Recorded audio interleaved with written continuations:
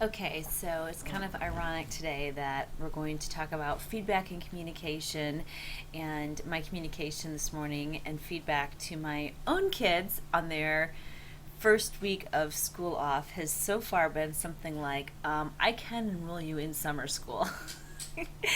They're awesome, actually. But our morning started early with dropping our junior eighth grader off to go to DC for the week, and we're just trying to get in a groove. And I think there's something to be said, not to force the tie-in, but when it comes to feedback and communication, reflection and peer feedback as our themes this week, that the routines that we establish in setting expectations for our students, but also in establishing communication about their work, giving them feedback, helping them to be reflective writers, reflective about their writing process, and showing them really how to give effective peer feedback are all part of routines that sometimes are a little tough to get going, no matter what age we're working with, no matter how many experiences they have with writing workshop.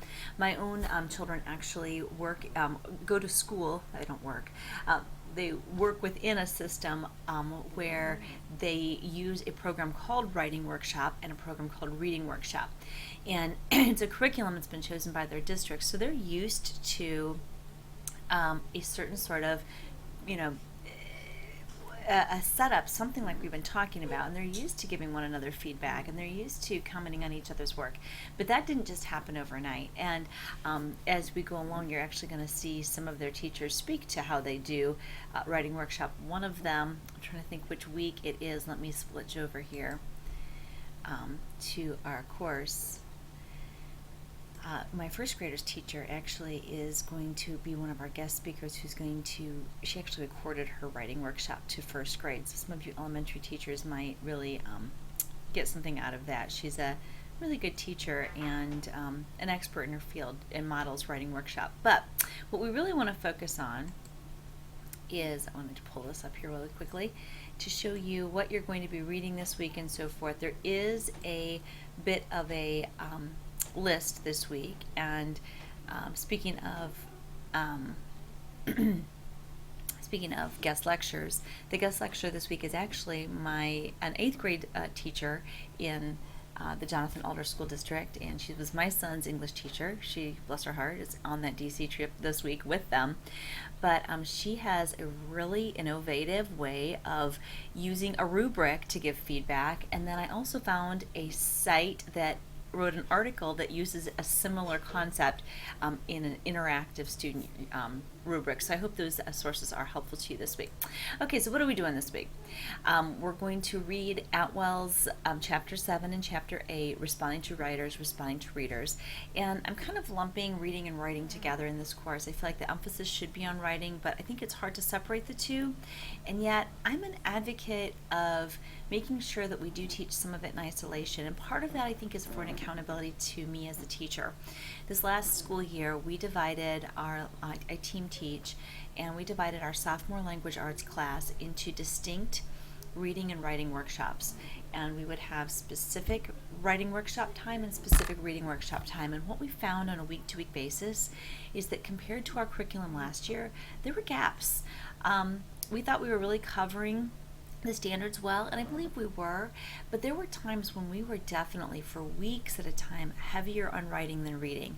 And for years I taught that way, and it works for some scenarios, but I do think, especially as you're starting out teaching, and maybe especially for more vulnerable learners, having those two distinct writing and reading workshops helped me as an instructor to make sure that I was really covering materials that I needed to cover in a balanced way.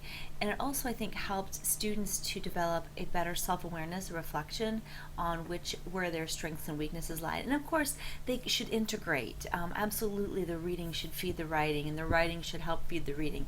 But maybe treating them a little bit separately as your instruction, or as you structure your class, might help. You're going to see some drive-bys today. Like I said, school zone. Okay. So do read Atwell pretty carefully. Listen to the guest lecture video. A lot of students from last semester really found this one to be particularly valuable. And then we're going to read Atwell's Valuing and Evaluating. And I love how she pulls that word valuing out into student writing. I think one of my biggest struggles, I'll say, in being a teacher of writing is that grade speaks to students in a very personal way, because writing is a risk. And I hope you're thinking about this even as you're responding in discussion boards and blogs and so forth, that when you hand in an assignment, there's a certain amount of, there's part of you that went into that, right? And there's part of that grade that you feel like your own ideas are being graded.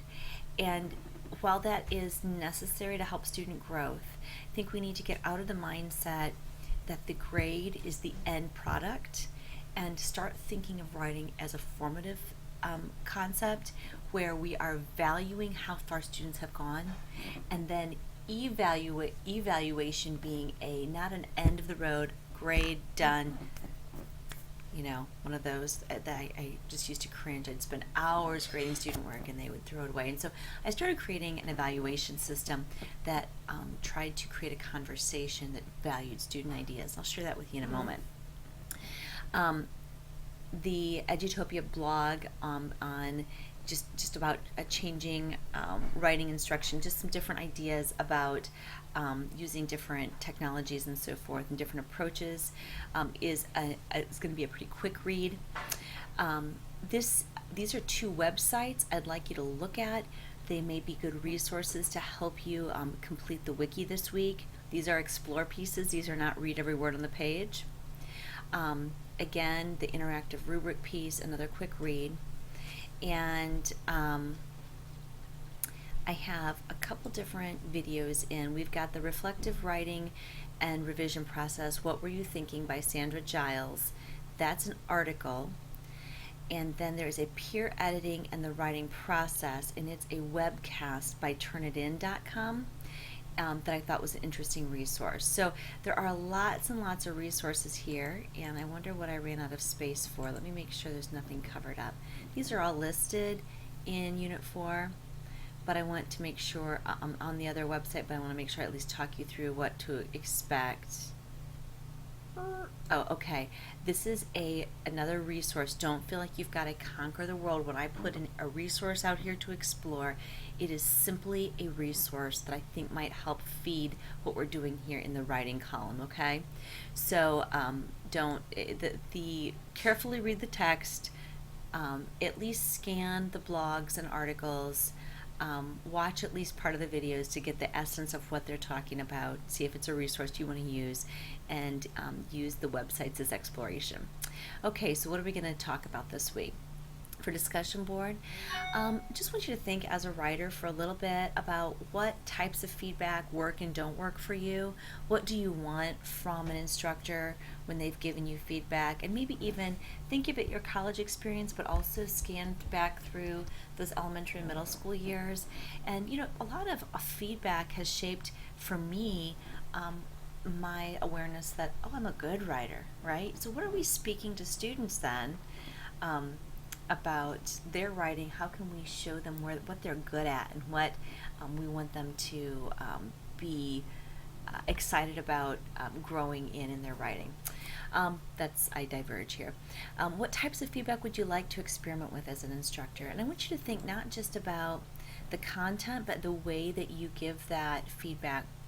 I think that the guest lecture about 2 weeks ago, Michelle Miranda, talked about how her instructor would record on a cassette tape, and we have a lot more high-tech recording and simpler ways of sending recordings out. But what would you consider experimenting with for your own feedback in giving students, your teaching feedback is giving students instruction?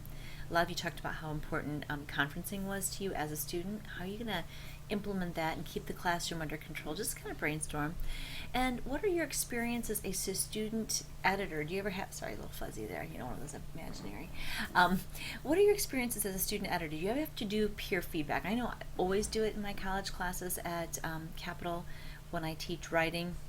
and I have varying degrees of success with it. Some students, probably my online students, for my another school I teach for, when I teach comps, say that the peer editing is the most valuable thing. And I think it's interesting that when it's forced online, that it's somehow more effective. And I'm actually thinking about blending my class in the fall, my basic writing class, and using doing all of our peer feedback time on iLearn. So again, just brainstorming with you.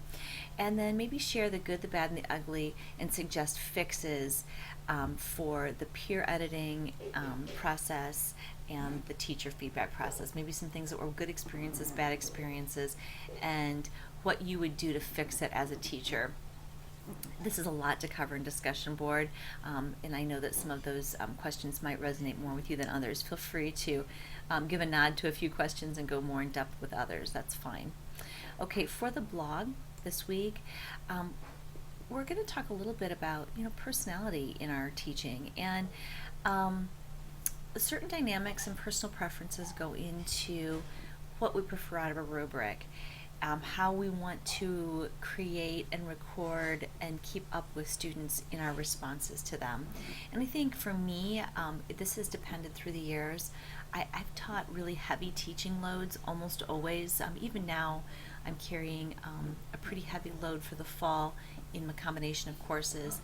And I've had to learn to manage that time very carefully, but still give what I would say is excellent feedback. What is it going to look like? For this course, for example, I've chosen to give a bit more narrative feedback, and the rubric is, I'm aware of the rubric, but I'm not necessarily marking the rubric. And I may turn back one of your assignments with a rubric just to kind of show you, model out a few different things. But my go-to strategy for especially higher level students like yourselves is to use the rubric more as a expectation guide, so you know where I'm coming from, but then have a narrative that is more specific and more conversational, so that I'm partners with you in learning, rather than you need to fix this and do this. That doesn't work for everything. I remember doing a lot of writing journals with students, and those are hard to manage sometimes. But one thing I did was had students what we call them SWATs. It was spontaneous writing and thinking is what it stood for. And in their SWATs, they would write every day, and that was a lot for me to keep them accountable to. So I would make sure they were writing during the day and set an expectation. But as far as the grading went, I had them select their very favorite ones and mark them, and those are the ones that I promised I would read and comment on, and then I would collect them periodically.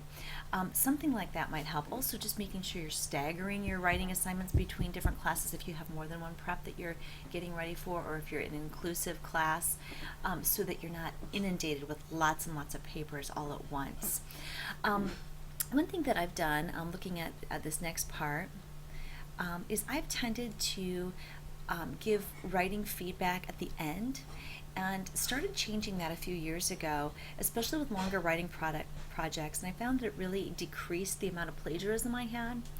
I got tired of my grade being the end thing, and so I created a feedback system for my students where they would actually answer questions that were reflective about their writing, and then I would give them one high point and one low point. That highlight idea that some of you talked about with Mrs. Miranda last week, that's something that came out of this little worksheet that I created, that it was actually from a different textbook. I saw something and kind of adapted it to my style.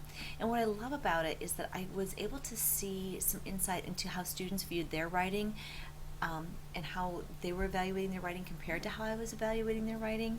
And I'm going to hope to remember to send you a copy of my feedback form that I use for almost all student writing, even at the college level now. And it really has helped me to make more of a conversation and be very specific in goal setting for students. So we're talking about timing, and